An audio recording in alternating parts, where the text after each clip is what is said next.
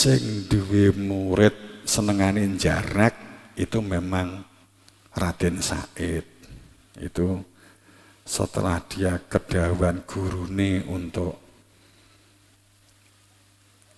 jenenge zaman kewalian ya. Jadi enek wong nyuwun ilmu itu rong karuan diparingi.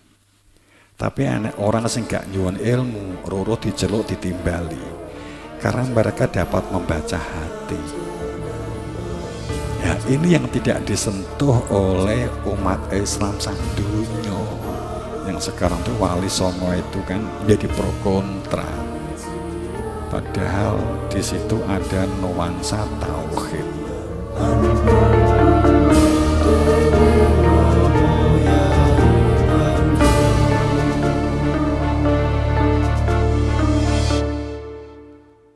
Saya kira itu teman-teman. Jadi ada cerita masa lalu itu memang seperti cerita Sunan Kalijogo ya. Orang kan tafsir. Kalau kita dari guru-guru itu ceritanya Raden Said. Raden Said itu punya teman namanya Syekh Abdul. Ada siapa itu? Kemudian tersebut sebagai Syekh Siti Jenar. Itu sebenarnya teman. Terus kemudian podo-podo rampok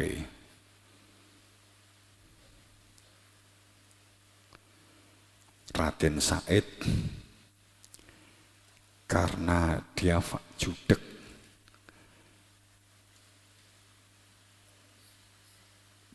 dosa itu karena mencuri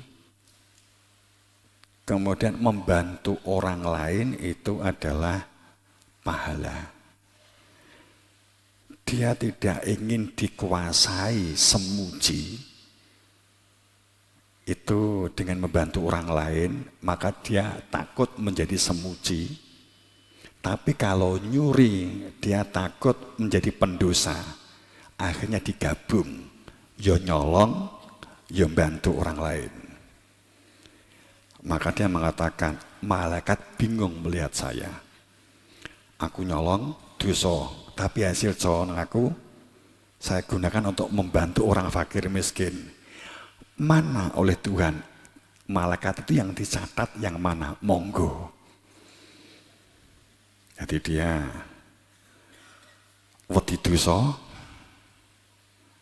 nek nyolong tok, tapi nek bantu wedi semuji. Akhirnya loro-loro dilakoni, ya nyolong, ya membantu. Nah, itu. Dia lakukan terus-menerus seperti itu. Titik tertentu Sunan Bonang mengetahui ada seseorang yang memiliki bakat makrifat mengenal Tuhan akan menjadi waliullah.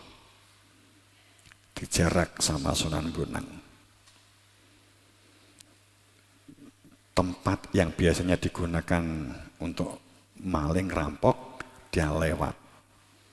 Sunan Bonang macak, melipis, bawa bungkusan. Kemudian dirampok. Bla bla bla bla begitu ya kedawan. Terus kemudian saat dia tuh naik perahu, dia ingat siapapun di antara kita nanti yang menemui guru lebih dulu tolong diberitahu. Syekh Abdul Jalil ya, Abdul Jalil. Kemudian dia nggak berani dengan gurunya kepada Sunan Bonang, karena Sunan Bonang itu nggak punya hak kewenangan untuk medar ilmu tauhid. Yang punya hak medar ilmu tauhid ada di India, Syekh Abdullah Asyator. Maka kalau memang Raden Said itu ingin nyuwun ilmu, maka harus berangkat ke India. Ke Malabar. Terus kemudian saat masih dandani perahu, temannya mencari untuk berangkat diajak ngerampok. Dijelaskan, kalau begitu saya ikut. Ditanya sama Sunan Bonang, kamu siapa? Saya Lur. Lur dalam pengertian bahwa dia tuh memiliki sebuah kesadaran sebagai cacing, orang yang derajatnya sak rendah-rendahnya menungso, lebih rendah dia daripada cacing. Dia nggak bisa apa-apa, bukan siapa-siapa, bisanya hanya membuat salah dan dosa, butuh pertolongan, karena cacing itu bisa hidup hanya jika dibantu dan ditolong.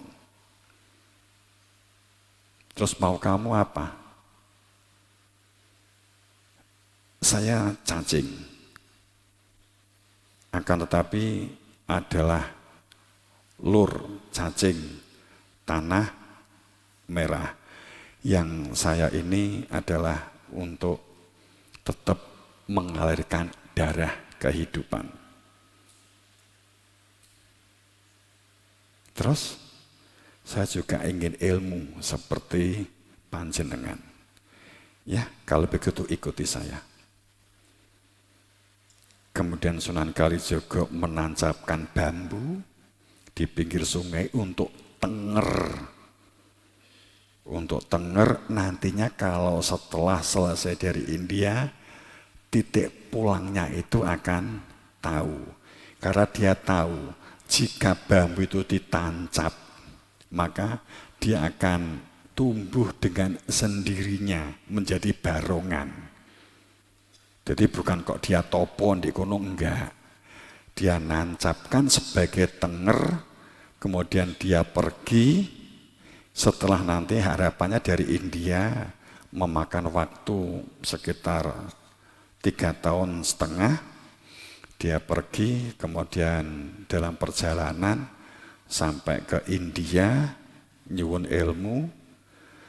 Setelah nyuwun ilmu, dia kembali di Pangkah, di Gresik. Terus kemudian dia kembali ke titik di mana dia menancapkan bambu tadi itu. Jadi normal sebenarnya. Nah, cerita yang dianukan ngaing-ngaing itu kan ceritanya film. Terus kemudian setelah nyuwun ilmu, tapi puasanya memang luar biasa, meleknya juga luar biasa beliau. Karena zaman kewalian dan dia adalah Digdoyo. Jadi menghilangkan katigdayanya dulu. Itu Sunan Kalijaga Raden Said. Cerita sekilasnya begitu, panjangnya nanti aja satu saat. Nanti kemudian dia akhirnya nyuwun ilmu. Justru yang diamanai gurunya, dikai hak untuk berkah malah Sunan Kalijaga, bukan Sunan Bonang. Jadi menganggap Sunan Bonang orang yang berjasa telah mengantarkan ke gurunya. Tapi kalau setelah pulang ke Jawa, kalau ada yang nyuwun ilmu, nggak ketemu gurunya, dikasih jatah 7 orang, Raden Said. Kalau ada yang nyuwun ilmu, Sunan Bonang itu dibawa oleh Sunan Bonang itu dibawa nemu Raden Said. Mas Said, ini ada orang yang ingin nyuwun ilmu. Oh nggih? Gitu. Padahal Sunan Bonang dianggap gurunya oleh Raden Said. Zaman itu relak-relak aja seperti yang ya derajat kewalian gitu ya. Itu yang mewakili. Kemudian kalau Syekh Siti Jenar, jadi kalau cerita kemudian Syekh Siti Jenar enggak seperti cerita di berkelahi dengan wali 9, enggak ada. Wali kok gelut. Itu ngawurisasi itu. Itu waliullah Sasi Sinar itu juga wali Allah. Itu perumpamaan-perumpamaan aja. Karena pinternya dua orang ini di dalam membuat femio narasi. Tinggal kalimat-kalimat jargon femio itu baik Raden Said dan Abdul Jalil ini podo pintere kan. Ini jadi rampok nek nganggo cara sandi kan konangan. Makanya dia kan narasinya kan banyak narasi sandi. Itu yang kemudian kalau dia dipendem enggak. Itu dipendem itu kalimatnya adalah amantu billah wal yaumil akhir wa khari wa sari minallah ta'ala raditu bil Islam bi Nabi Muhammadin Nabi wa Rasulullah. Kemudian ada kalimat bahwa mutu qabla anta mutu.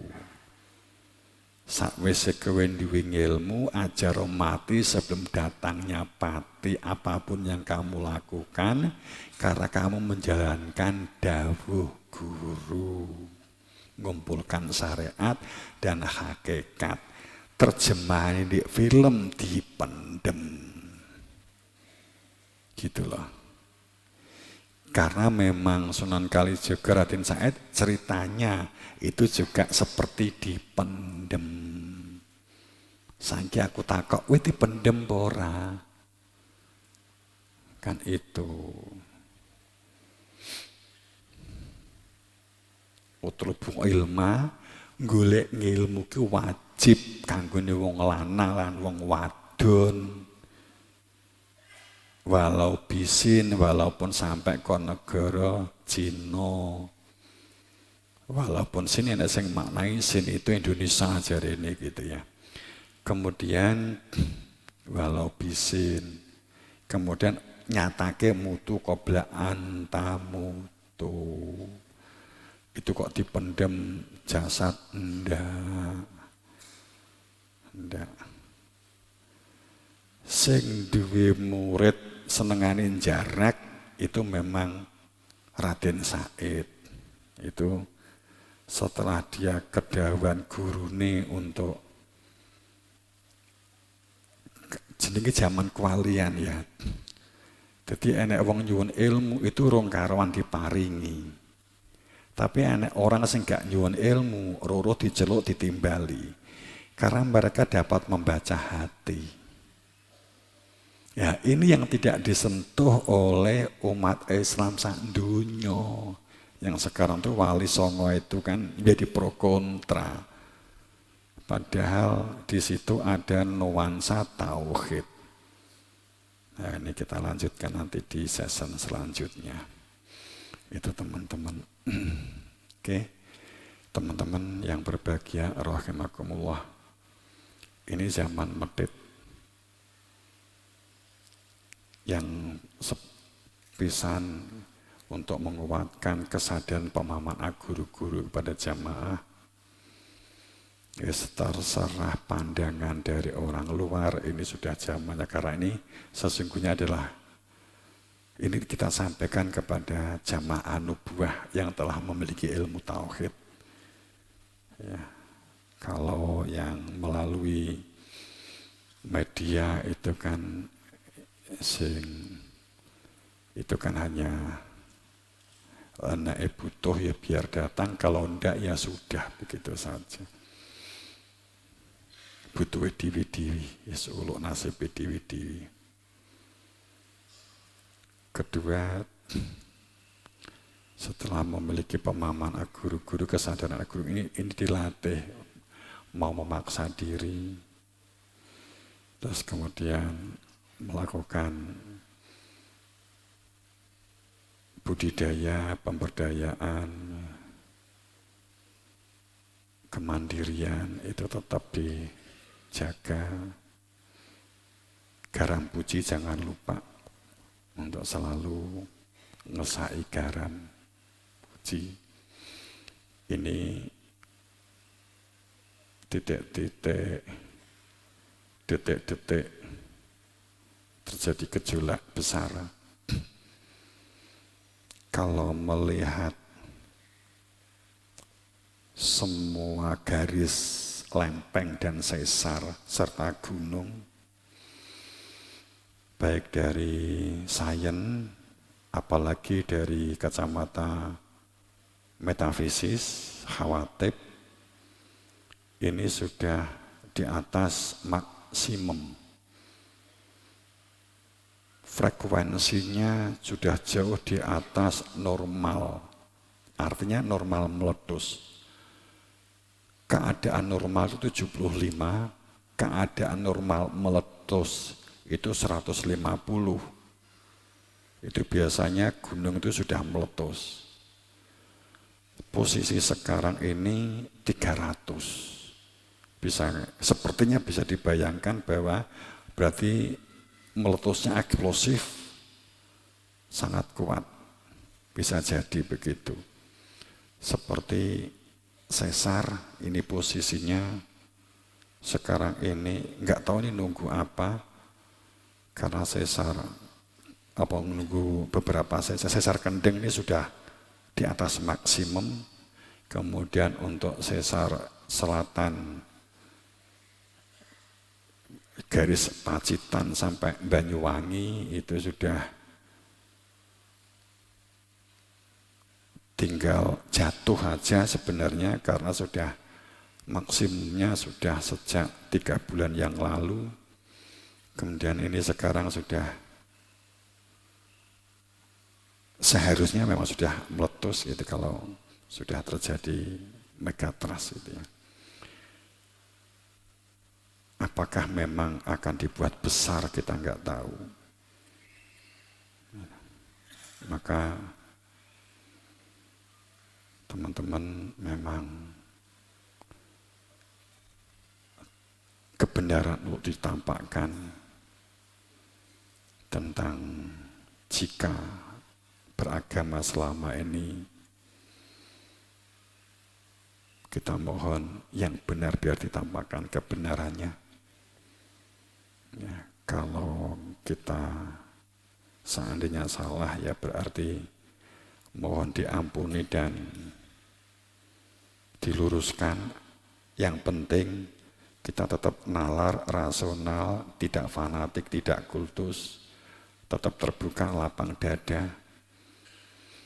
Saya itu mendengar khotbahnya orang Buddha, khotbahnya orang Hindu, saya itu rileks. Bahkan saya bisa mendengar khotbahnya teman-teman Katolik, Protestan, itu saya rileks aja.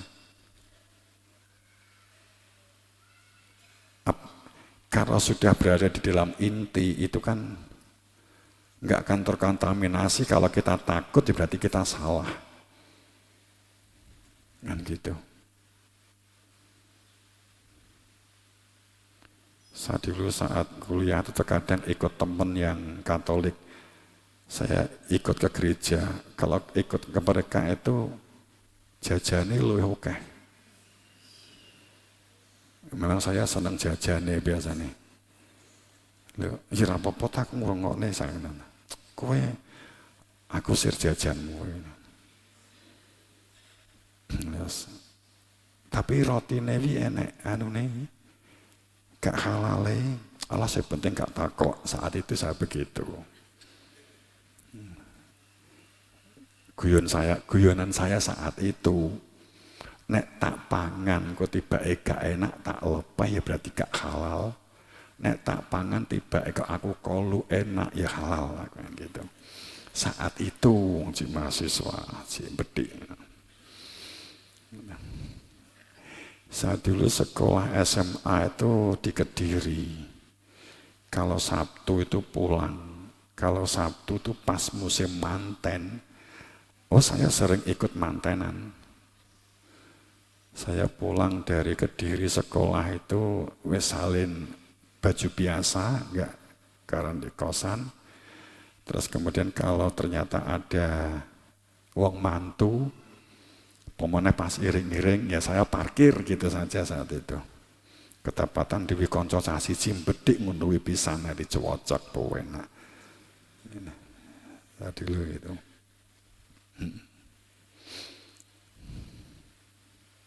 Tapi biasanya sing didatangi yang ngerti ya iki wong nyusup itu tahu. Alah wong sak piring ya Pak.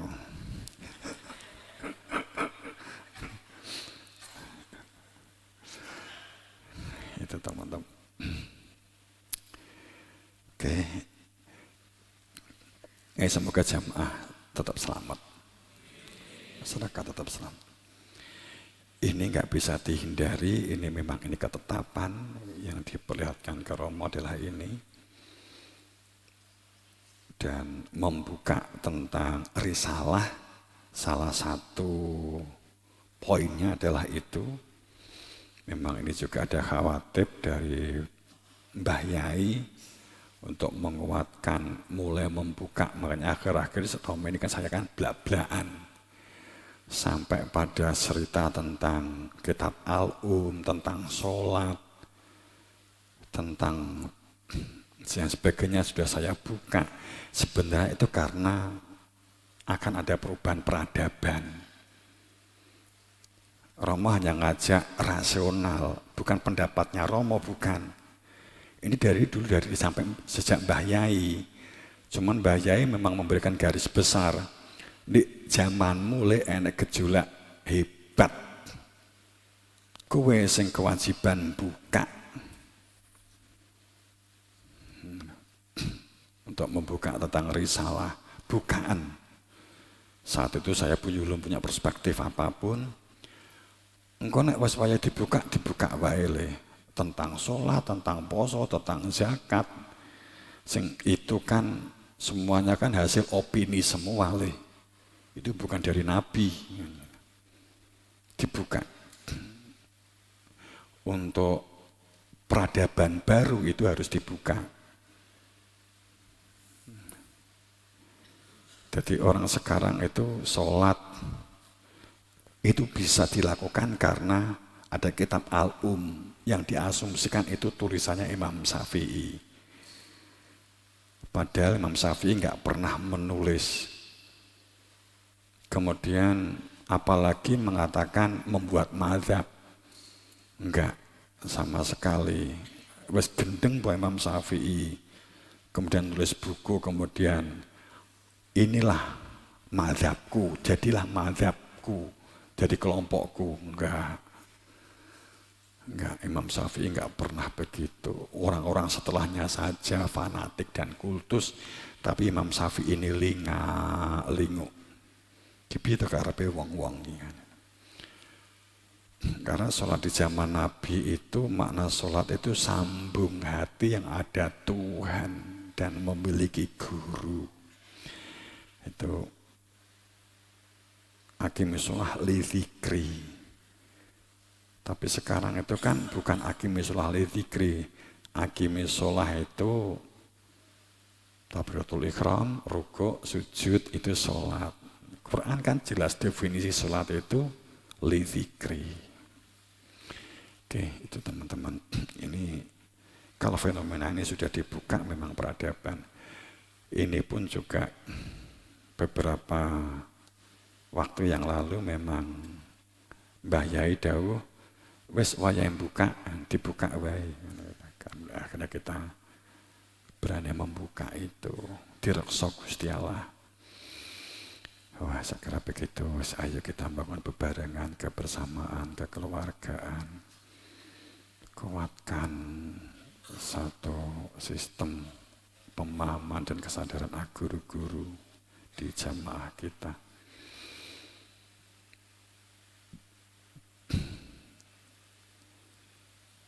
Kesadaran ini sebagai pencerah terang cahaya Tuhan. Ya, semoga mendapatkan berberan berkasa pangestu Guru Wasito. Ihdinas siratal mustaqim bil haq. Assalamualaikum warahmatullahi wabarakatuh.